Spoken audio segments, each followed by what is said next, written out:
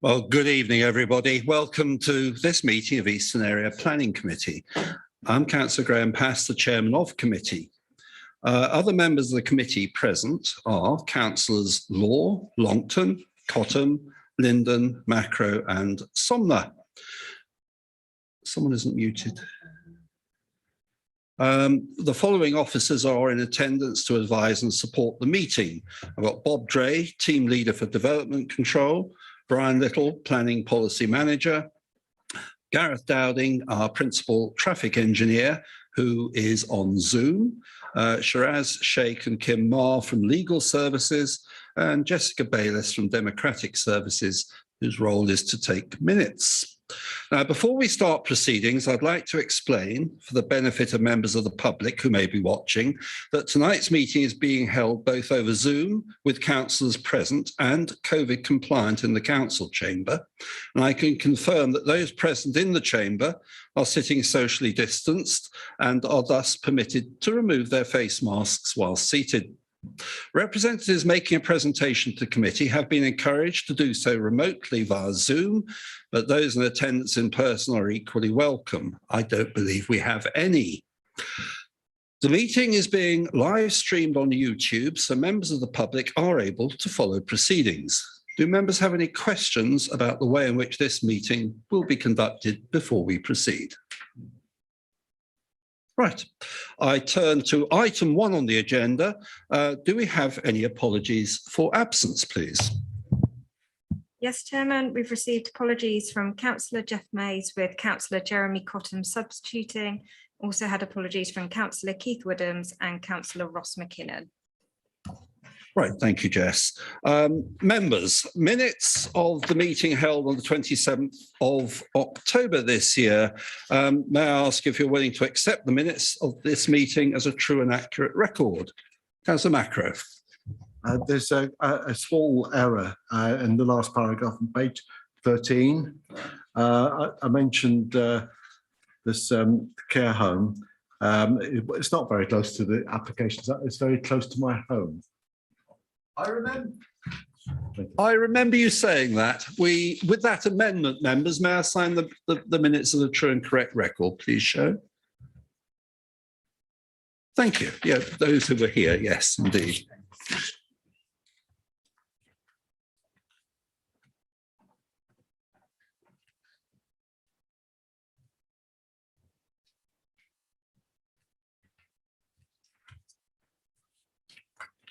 Members, declarations of interest. Do any members of the committee have any declarations of interest? I take it that is a no. Oh, sorry, Councillor Somner. Thank you, Chairman. I should just make everybody aware that I have been involved in conversation with regards to this application due to my position at the authority, but it won't detract from my contribution this evening. It's important that I take part in debate. Thank you very much. Item 4, I will give a swift explanation about part 2 and moving into part 2 before I ask for a recommendation that we do so. The discussion on this item will include a disclosure of exempt information relating to an individual or individuals and information identifying an individual. It's recommended we discuss this in private under part 2 arrangements for their privacy, but it's so we can take account of all circumstances whilst making a decision. Those of you on Zoom will be able to observe us, but you will be unable to hear us. Those, as I have explained, who have joined us as observers in the council chamber, if I could ask you at the appropriate time when the vote is taken to just wait outside, and someone will come and get you when we move back into public session. So, members, may I ask for a proposer and a seconder to agree that the press and public leave the room in accordance with Schedule 12A of the Local Government Act 1972. Councillor Somner? And seconded, Council, several of you. May I ask for a vote that we're all happy with that? Thank you. We're now in part 2.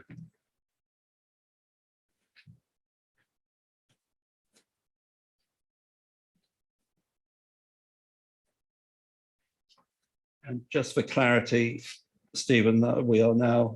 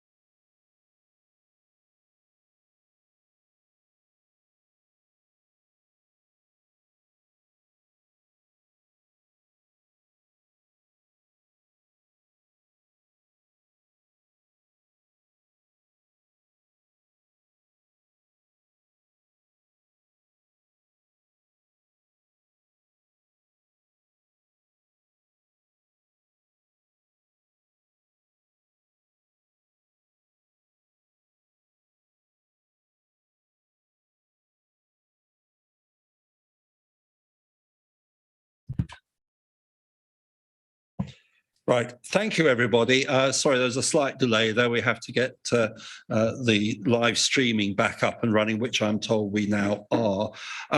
Right, members, we are now back in part one, and we come to item 6 on the agenda, which is consideration of application number 02112, full land at Lawrence's Lane, Thatcham. I ask Mr. Dray to introduce the report, please. Thank you, Chairman. Okay. So members, the application here tonight before you is for land at Lawrence's Lane, Thatcham.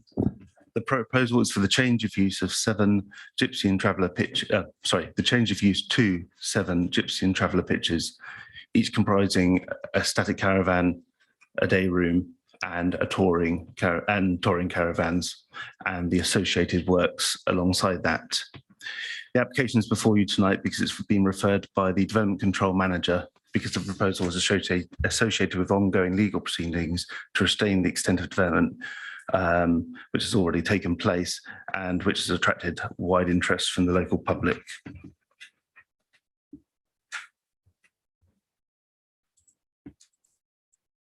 Okay. So this is the application site. It is a parcel of land with an existing lawful, well, part of a larger parcel of land with an existing lawful use as livery. So both the red line and the blue land there, that's the lawful use. So the red line is the application site, and the blue land is other land under the same control, but outside of the application site, so it's not affected by the proposed change of use. Therefore, it would remain as the previous lawful use.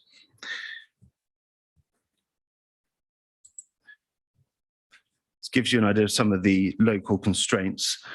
So the application site is in the centre of the screen there in the green hatching. It's off Lawrence's Lane, which is an unclassified road that heads north out of Thatcham. The black line you can see there is the settlement boundary for Thatcham. So as you can see, it's outside of it, but close to. There's also 2 local wildlife sites nearby, which are indicated by the orange colour, and these are flooding constraints further afield. The other green hatching here is the ongoing application for permission in principle, separate to this application, which is showing you there for information. Just having a bit of a wider look afield there, so you can see the application site here with the same constraints. Further up Lawrence's Lane, you reach the ridge, and the ridge marks the start of the North Wessex Downs area of outstanding natural beauty, which is indicated by the green hatching there, so to the north side. To the right, you have a public footpath that runs through these fields here, these agricultural fields, connects up to Lawrence's Lane, and then there's a further one that heads north back into Coldash. And briefly just to see that's the relationship, because the report mentions about accessibility to local services, etc. So that just shows you the relationship with the town centre in Fatcham, with the Broadway and the commercial town centre commercial area indicated there. So this is the proposed site plan. As you can see, the 7 pitches. The access is at the top of our screen here. There's an access track that's been constructed that comes up here, and then it follows roughly the contour of the hill. This is rising land up from Lawrence's Lane, and the shed here is the existing stable building is on higher land than where these pitches are here. So it's been, yeah, you have the track that's been diverted around here, and then you have the 7 pitches falling away from it on that side there. And as you can see, each one is shown, as I mentioned earlier, with day room, concrete slab and caravan. It's also proposed for small areas of grass amenity land within each plot. And between plots 3 and 4, there is a narrow strip of grass amenity land for communal use within the site. There is close boarded fencing between each plot, roughly 1.5 metre high, and then slightly taller 1.8 metre close boarded fence around the perimeter. And there's proposed hedgerow shown on the plans on the outside of, on the road side of the thing.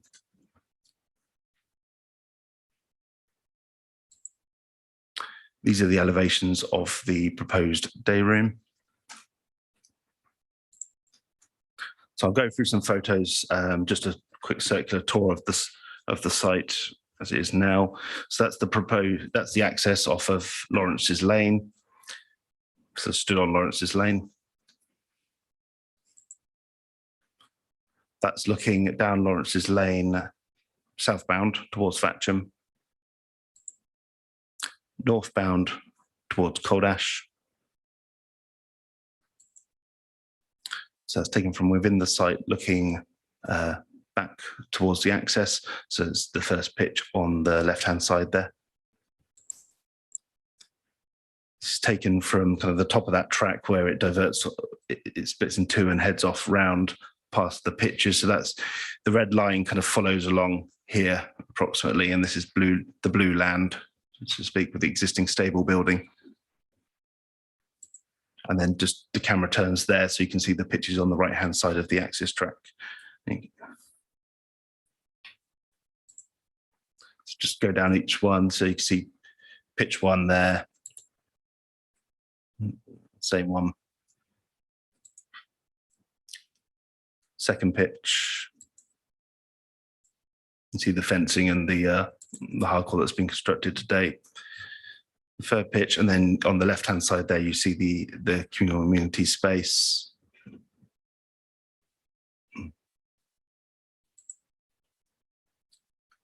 Continue in pitch 4.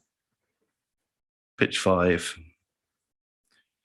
is proposed that the final surfacing will be, we've been told that it would be gravel, as it's partly shown there. The same pitch there. Pitch 6, and then pitch 7, which slightly wider pitches as they turn the corner.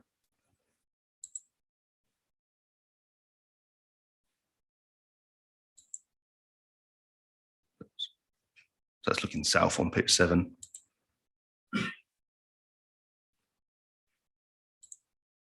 And that's at the far end of pitch 7 looking back. So you can see pitch 7 in front of you and 6 beyond. And then the blue land is on the right here.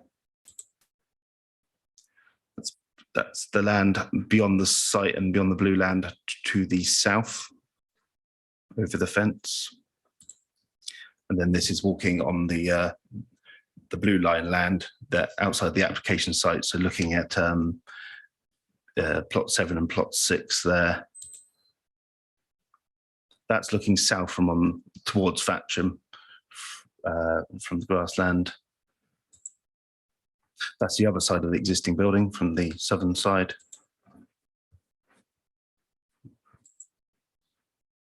Again, looking south. That's looking east. And again, so the public footpath is behind the hill at this point, but we can see the hedgerow here is where there are some long distance glimpse views.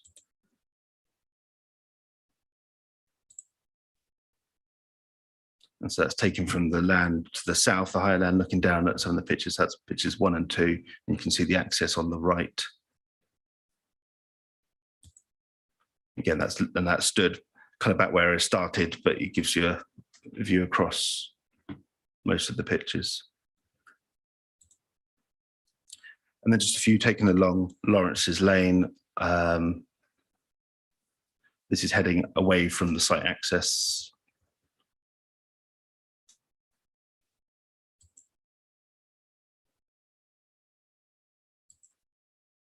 It's on the right-hand side on that one, the site.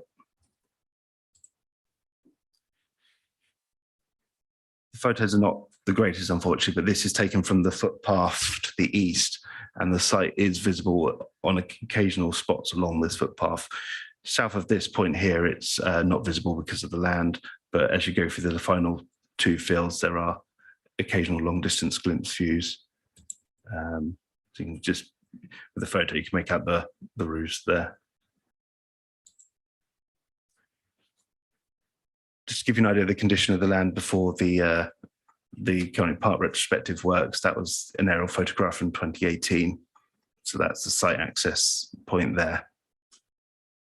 And that's the site.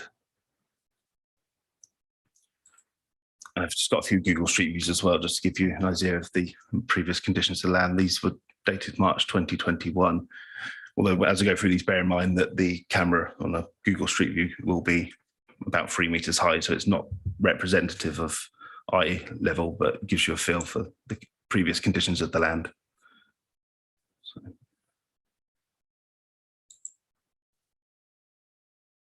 that's looking back, that's the access there. That's the site.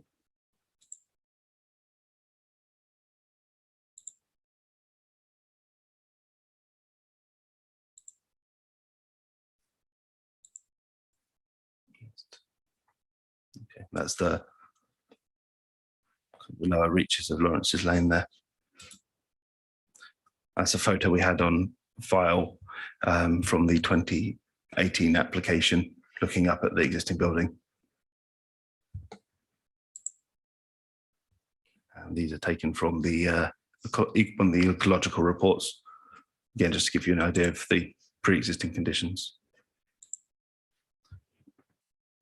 Okay, so members, obviously you have the agenda report, which summarises the consultations that we've received, the representations, and then undertakes an appraisal of the application. Fatcham Town Council and Coldash Parish Council have objected for the reasons given in the report. We have objections from our highway officers and our tree officers, and concerns have been raised from drainage, ecology and archaeology, which are all addressed more fully in the report. The representations are summarised from page 36. We've received directions from 287 contributors. Some of the main issues that have been, again, the issues are summarised, but some of the main issues that have been raised regarding traffic generation and neighbouring amenity, about whether Lawrence's Lane is suitable for development, highway safety, and they're the kind of the most frequent comments that have been made. The appraisal begins on page 42 of the report. I'll just draw your attention to the principal policy, which is core strategy policy CS7 on page, which starts on page 42, which is kind of the main in principle policy to consider. It states that for the purpose of considering planning applications relating to sites not identified in the DPD, a set of criteria will need to be satisfied for sites outside the settlement boundaries. They also draw your attention on page 45 to the national policies. There is, in addition to the MPPF that applies to all development, there is a specific national policy document, the planning policy for travellers sites, that has been explained as well. And this incorporates some specific considerations. And so the remainder of the report appraises the proposed development and various conclusions, and planning balance is then set out on page 67. As you've had an opportunity to read the full report, I'll just summarise the main issues, but obviously happy to answer questions later if you wish. I'll just summarise the factors weighing in favour and the factors weighing against granting planning permission. In favour, obviously the site will provide 7 pitches, which will provide homes and contribute to the district's supply of gypsy and traveller pitches. The site is in a relatively accessible location in terms of its access to local services and public transport. It's not considered to be contrary to national policies on avoiding isolated sites in the open countryside, given its location and scale in relation to Fatcham. It is also considered, based on our balanced assessment of it, that there is the possibility for the integrated coexistence between the site and the settled community, including adequate levels of privacy, both within the site and with neighbouring occupiers. The matters weighing against the application relate to the view that the site does not provide safe and suitable access for all. The highway objection is primarily on grounds of vehicular and pedestrian access and resultant concerns for highway safety. Lawrence's Lane is an unclassified road, narrow, winding and rural in character. Whilst the site would have a negligible impact on the overall highway network, there are concerns from our highway officers regarding the level of movements on the lower stretches of the narrow carriageway of Lawrence's Lane. It's also essential that the site is a serve of appropriate pedestrian access.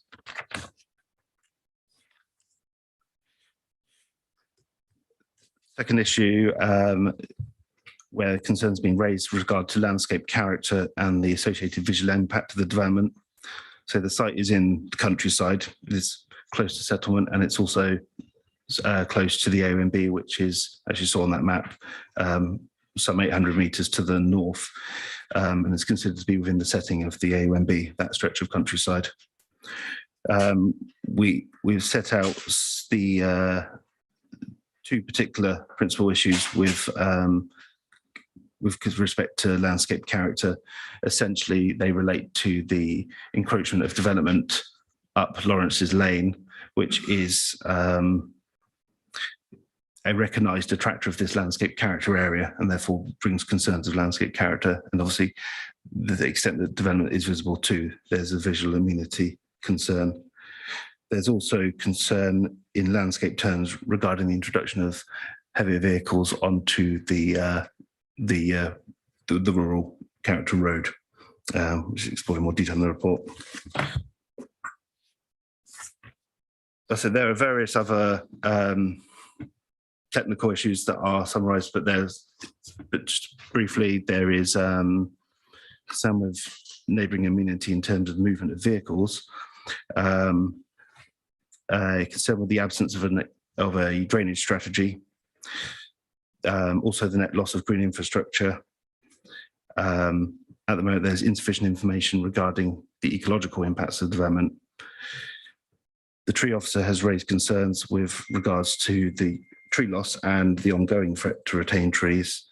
And finally, there is some archaeological interest in the site. So obviously, retrospective development is unfortunate in that respect, but it is proposed that conditions can be dealt with it going forward.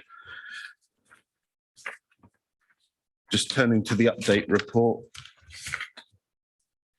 We haven't received any further consultation responses, but we have received 1 extra objection letter, and the concerns are summarised there for you. We have also, since the publication of the agenda report, received 2 bits of additional information from the applicant. One is a proposed amended site plan, and the other is a supporting technical note. Because of it was received within the 5 clear working days, therefore we can't present it to committee, so we cannot formally accept it. So purely for your information, the revised plan showed a proposed passing place on the southern side of Lawrence's Lane, the length of which was roughly contiguous with plots 4 and the amenity space. It also showed a narrow stepped pedestrian access opposite the T-junction at the bottom on the western corner, coming into the back of plot 7. It reconfigured plot 6 and 7 to more closely reflect the existing layout, and the day rooms for plots 1 and 6 were repositioned. Whilst this new information can't be presented to the committee, Highways officers have confirmed that it wouldn't have addressed the highway and the highway objections. Yeah, in that respect, it's me. So overall, taking into account the adverse effects of the proposed development, they are considered to outweigh the benefits of granting planning permission in total. We've had regard to the other legal duties placed upon the council as local authority, and it's considered that these do not justify the granting of planning permission in contravention of the development plan, and as such, the application is recommended for refusal. Thank you, Chairman. Thank you, Mr. Dre. Members, as always, if you have any questions, would you please make a note? We have 2 groups of representatives wishing to address us. Perhaps potentially your questions may be answered. If not, you will be given the opportunity to question our officers. So without further ado, may I ask that councillors Simon Pike and Richard Crumley from Thatcham Town Council can join us on Zoom for this meeting. And perhaps you could indicate, gentlemen, when you're with us.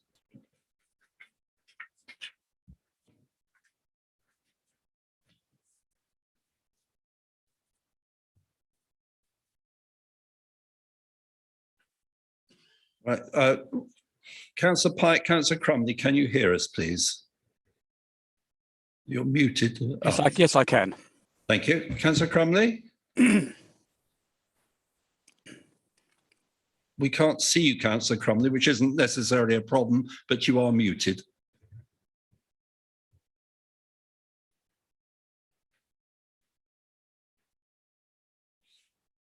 Oh. We can now see you, Councillor Crumley, but you're muted.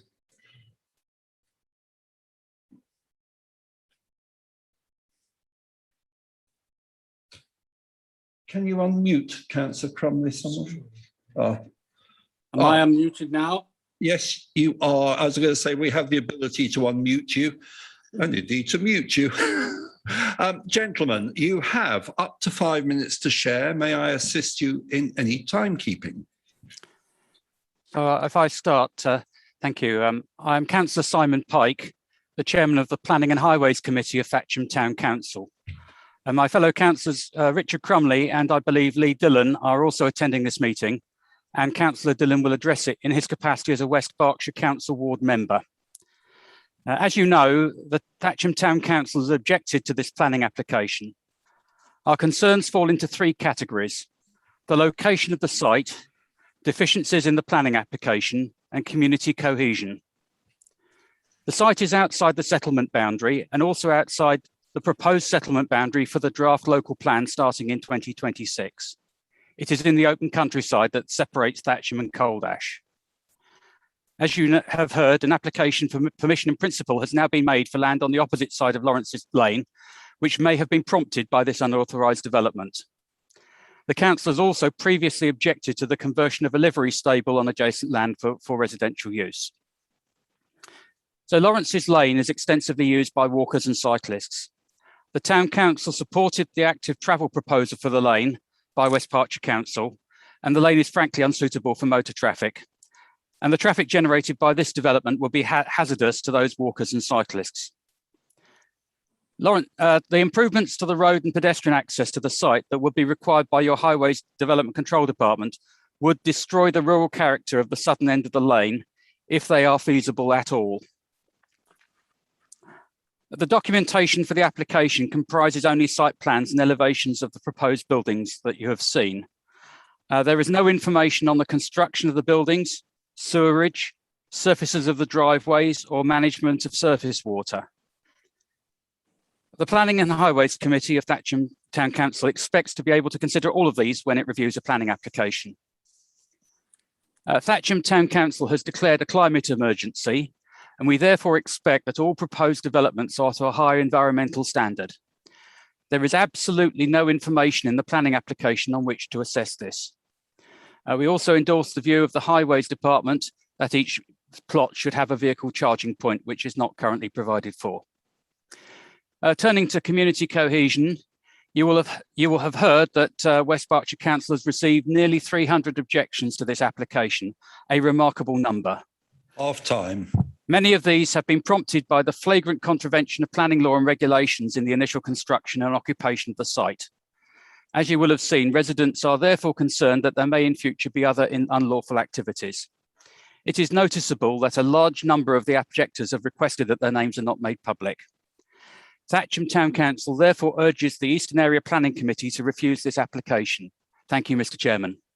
Thank you. To have just over 2 minutes, Councillor Crumley.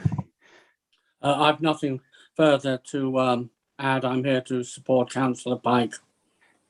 Right, thank you. Please remain with us, Chairman. Members of the committee, do you have any questions for those who have just made their representations from Thatcham? We're going to let them off lightly. I think we are. Right, thank you, gentlemen. Could I now ask that Councillor Clark from the adjacent parish council, Coldash, could you please advise when he is with us? I can see you. I don't know if you can hear me. We can see and hear you. Councillor Clark, you have up to 5 minutes to make your case. When you've finished, if you would please stay with us to see if there are any questions that members have. Thank you, Mr. Chairman. I was actually told I'd only get 2 minutes, so I'm very pleased. And you may be going home early, so I'll try and keep it. First of all, I'd actually like to do something quite unusual, which is to praise West Berkshire for the speed and I thought the cleverness with which they responded when this wholly unexpected out of the blue development occurred, which was across the weekend. And I was delighted, as was Coldash Parish Council, with the way that the legal department and others began to deal with it. So congratulations and thanks for that from Coldash Parish Council.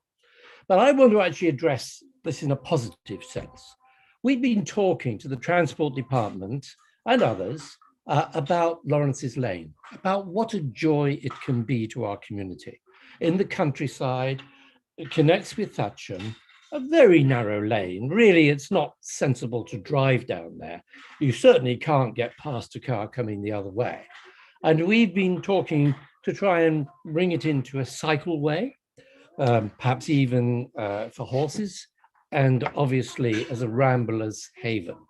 And if you go up the hill, just go across the road, it connects with Bucklebury Common, which is 18 miles of magnificent walking and bridleways.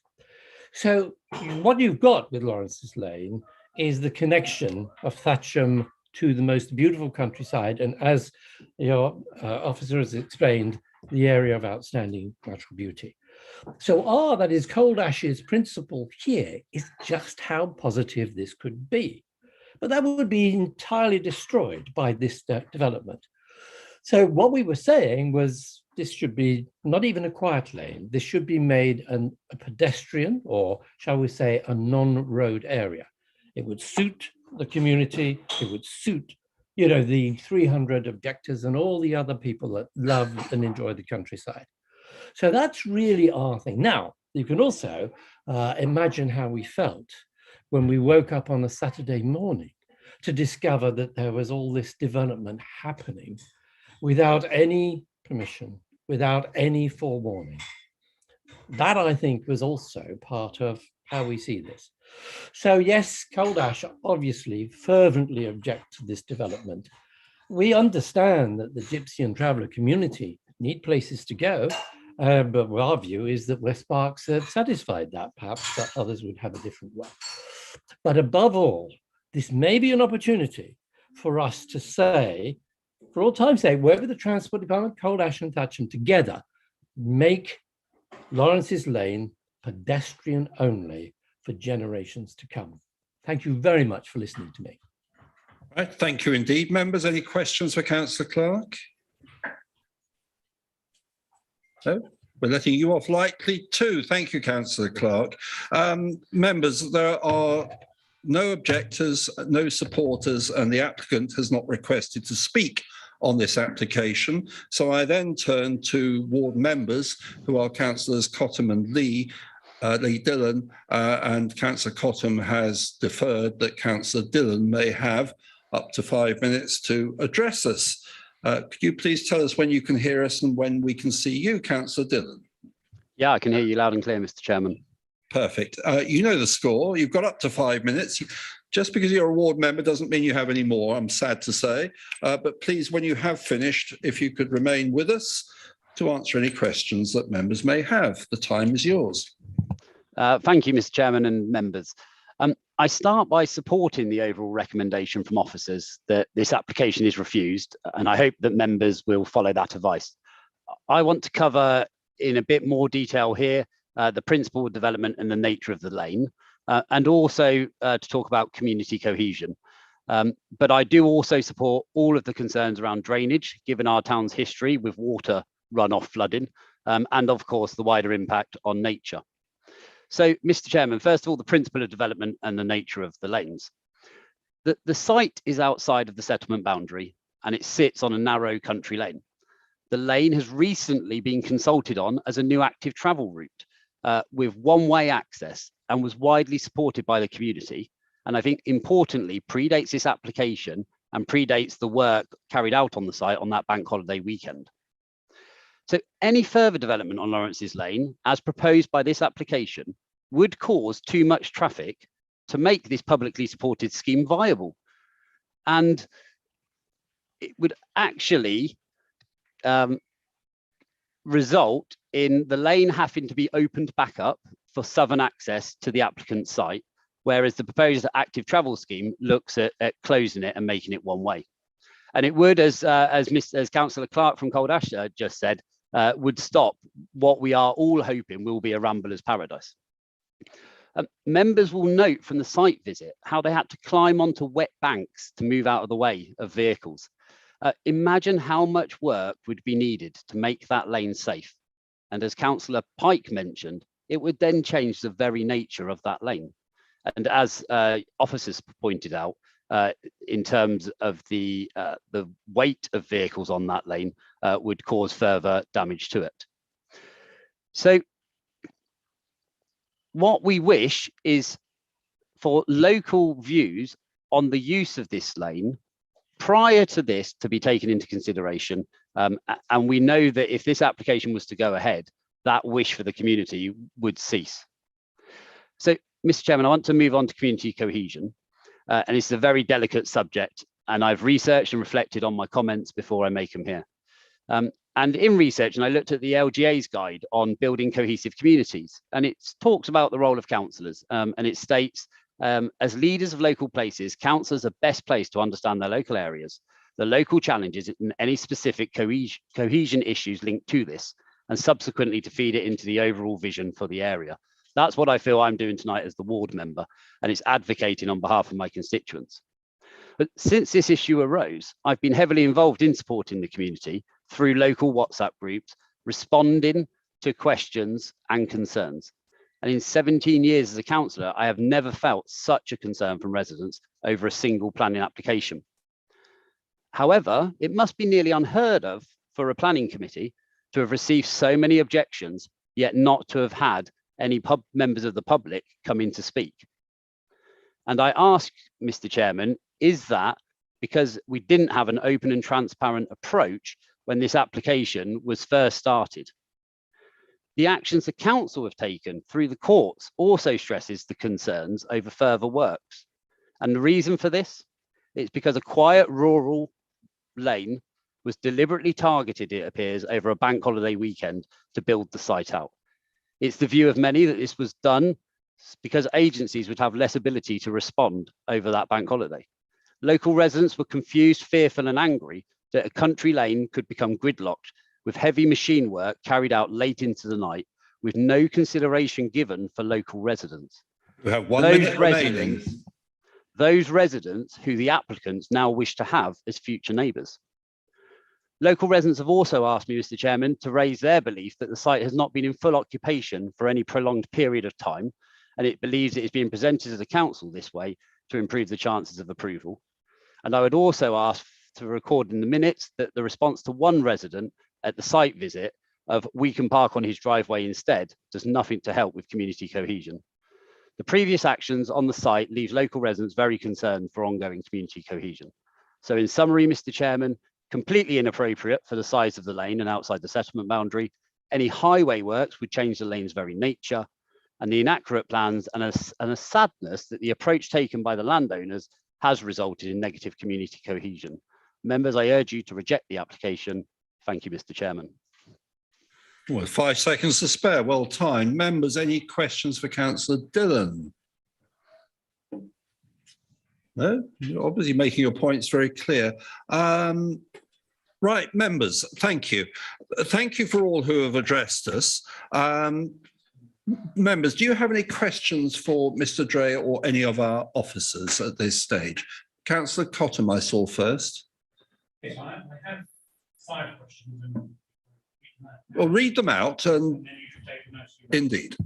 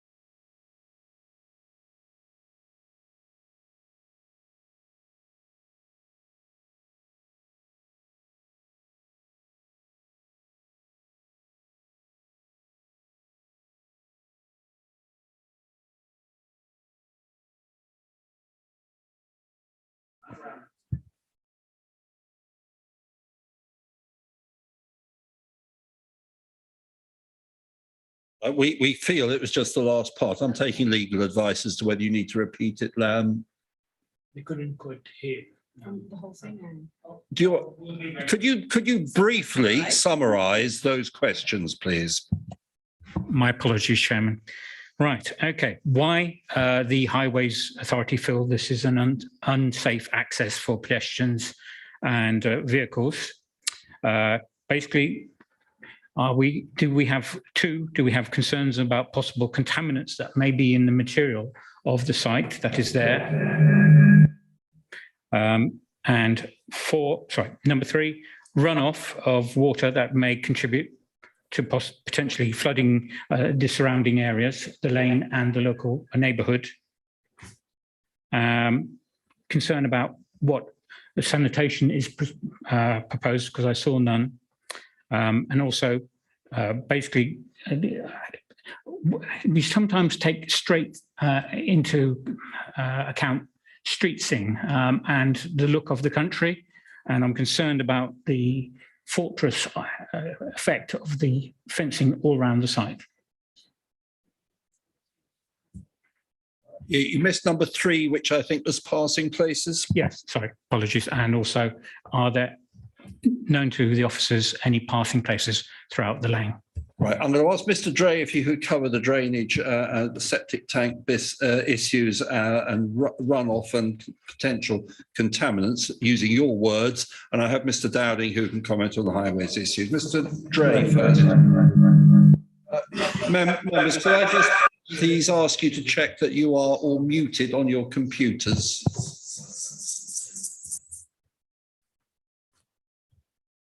I'll give it a try. Thank you, Chairman. Members, again. once again, could No. I please ask that you check your computers are all muted so we can use the microphones without feedback? Hello, seems okay. Thank you, Chairman. With respect to contaminants, there's no evidence of pre-existing contaminants. And in terms of whether any contaminants have been placed on since, we do not have that information. I suspect it's something that if you decided to grant permission for, we could apply a condition to look to have that surveyed and if necessary remediated, but we don't know.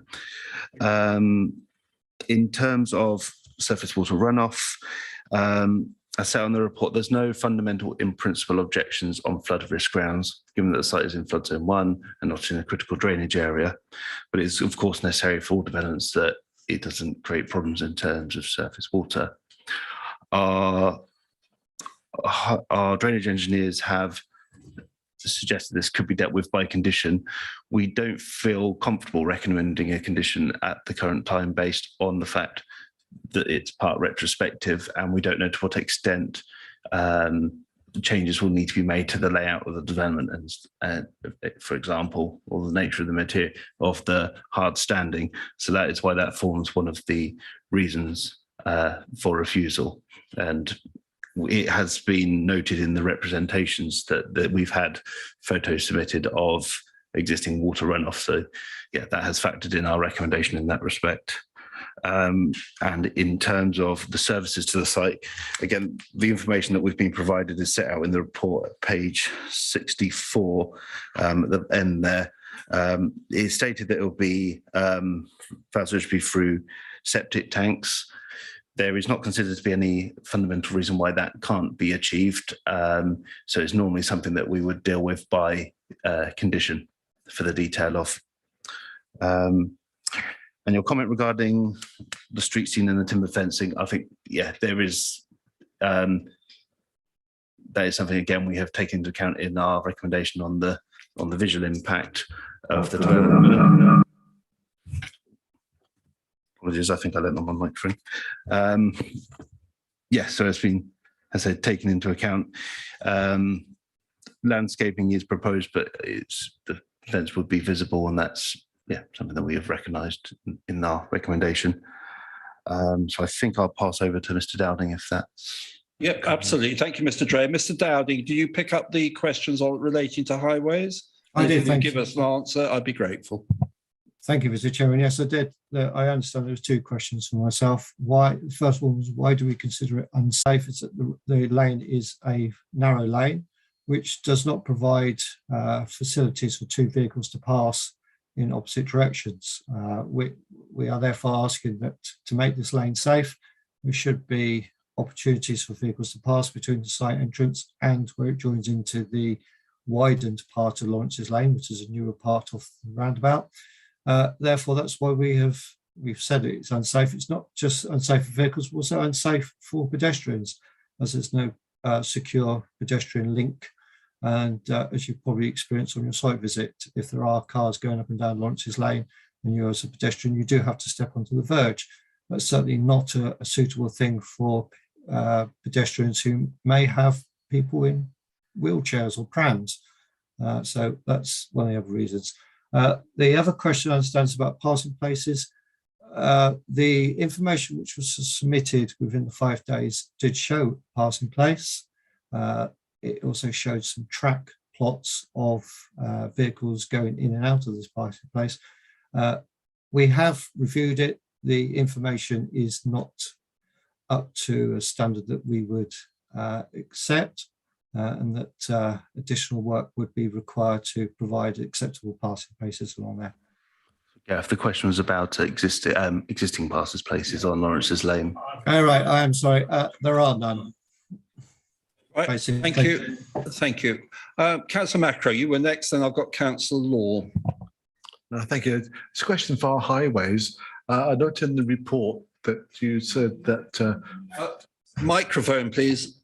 It appears to be on. Can you try again? Is it on now? Closer. It's a question for highways. in the report, it says that for this application to have been acceptable, at least one passing place would have needed to be provided, which would have to be 12 metres long.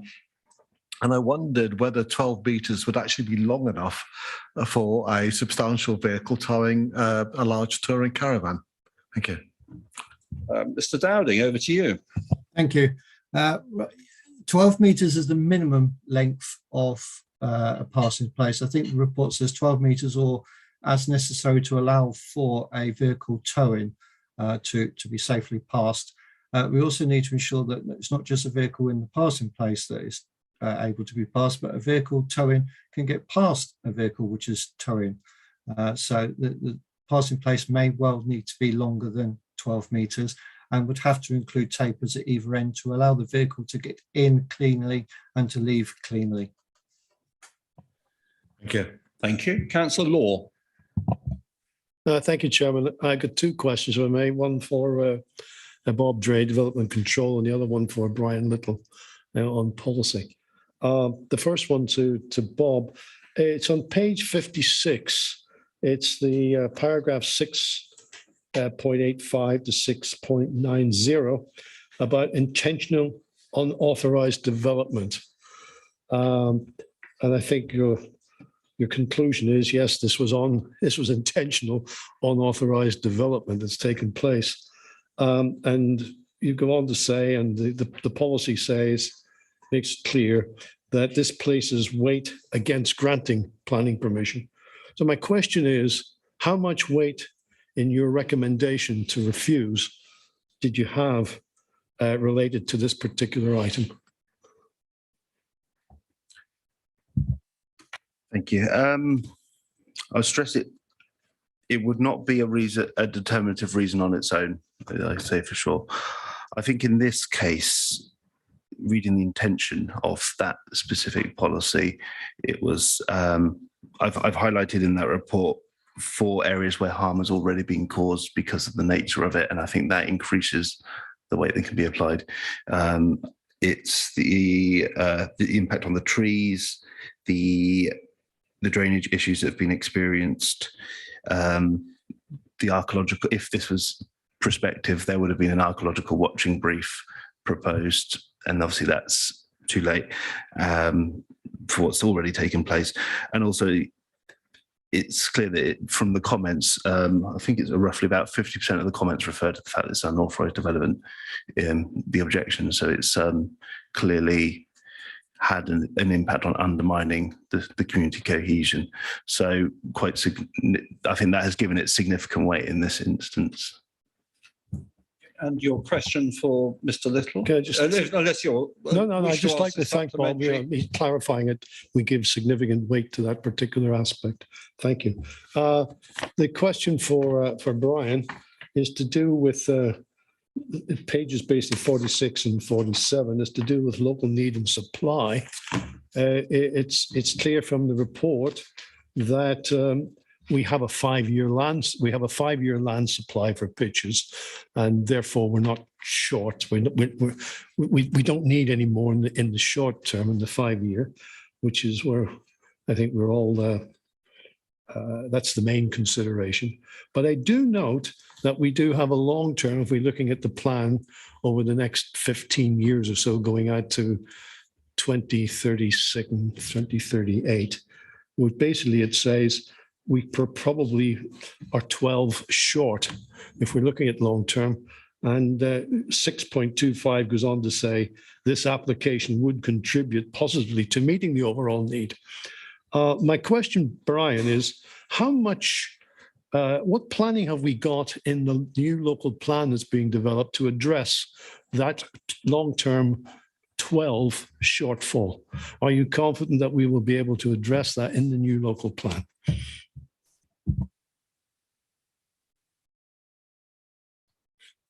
The local plan is based on a new up-to-date Gypsy and Traveller Needs Assessment, and the Regulation 18 consultation that closed in February clearly stated what the council's policy would be going forward. it was recognised that towards the end of the plan period, there would be a shortfall, and that would be addressed in future local plan updates. Thank you. Are there any further questions to officers, members? I'm required to ask, although I don't think anyone has phoned in, check that that is the case, that anyone who's phoned in may have the opportunity to question officers. You're correct. No one has phoned in. Right. Sorry, being correct procedurally. Members, as there are no more questions, I now ask you to start the debate. Who's going to kick it off? Councillor Cottam.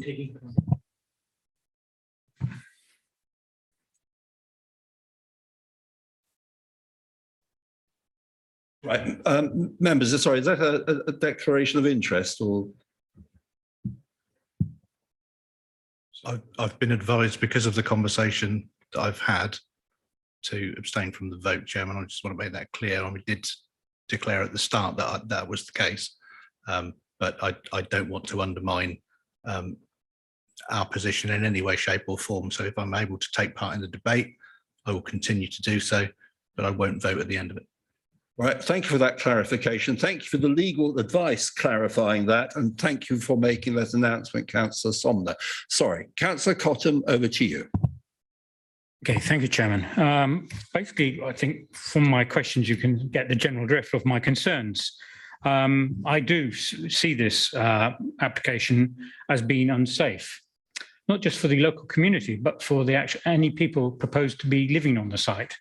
It is not suitable for children to walk along that lane on their own. It definitely needs a pavement, and with travelling caravans, basically you would definitely need some kind of passing point. But it wouldn't just be on the southern section, because there's no restriction of the caravans coming down in the southerly direction from that point. Many years ago, I used to drive that lane, and I don't, because it is a dangerous lane. Because there's very, very poor visibility for vehicles, and it is, and sadly, recently become more of a rat run for white vans delivering things, because they can see that's the shortest route on their sat nav, and basically they go down there, and sometimes not as moderately at a moderate speed that they should.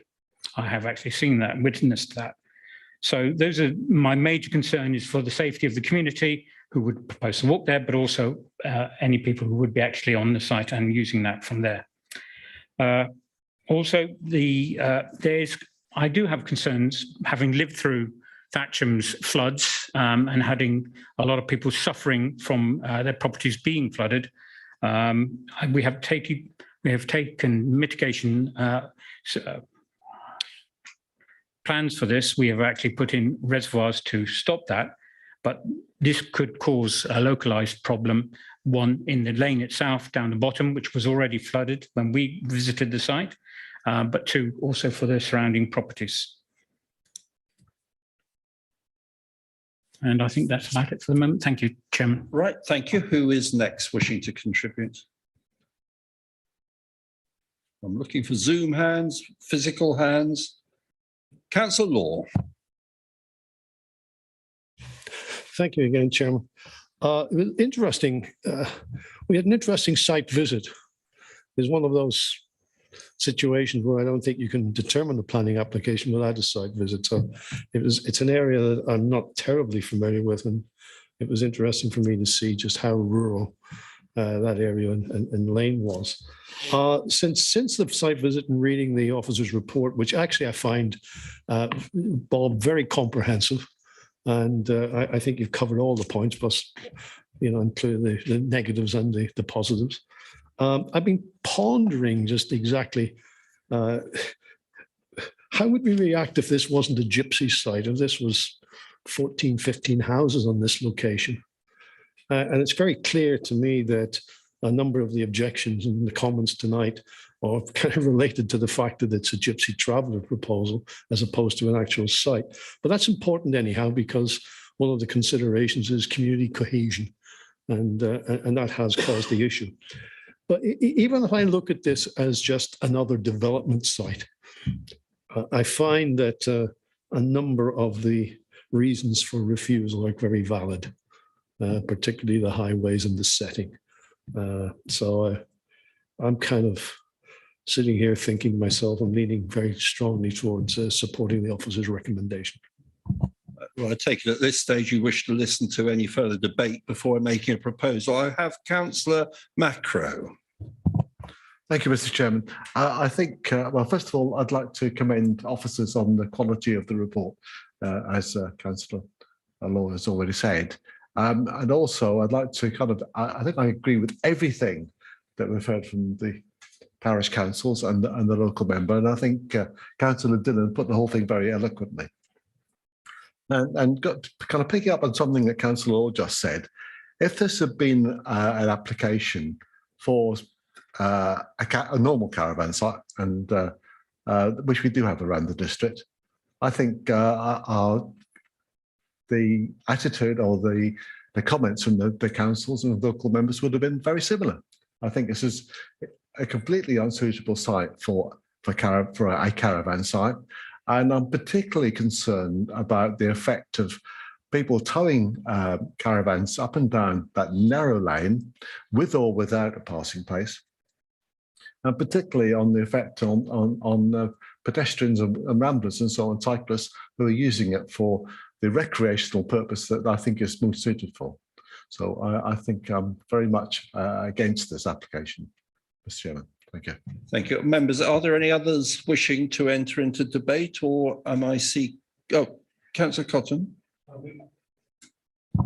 would just like to say I support Councillor Law that this has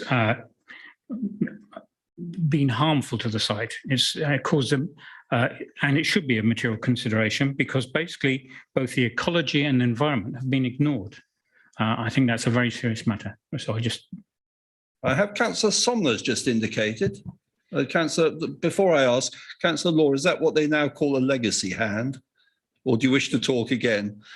Do you see, I deferred from saying old hand. It's now a legacy hand. Councillor Somner. I think it was actually Councillor Macro, Chairman, but all hands are up and down. Thank you.